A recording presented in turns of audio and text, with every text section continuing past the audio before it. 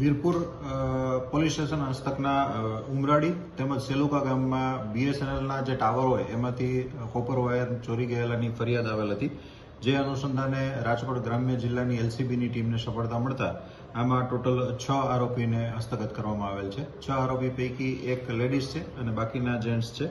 એમાં એક આરોપી છે એ જેતપુરનો છે, બાકીના તમામ આરોપીઓ જૂનાગઢના છે. આમાં સેલુકા ગામ અને ઉમરાડી ગામમાં જે કોપર વાયરની ચોરી થઈ છે તે તમામ મુદ્દામાં હસ્તગત કરવામાં આવેલ છે. આરોપીનું ટોટલ ઇન્ટ્રોગેશન કરતા તેમણે અત્યાર સુધીમાં 9 આવા ગુનાની કબૂલાત આપેલ છે કે જે જૂનાગઢ જિલ્લામાં, જામજોધપુર એટલે કે જામનગર જિલ્લામાં, ધોરાજી મુકામે તેમજ આપણા જિલ્લામાં જે ચોરીઓ થયેલ છે તે તમામની કબૂલાત આપતા તે તમામમાં આમને ધોરણસર અટક કરવામાં આવશે.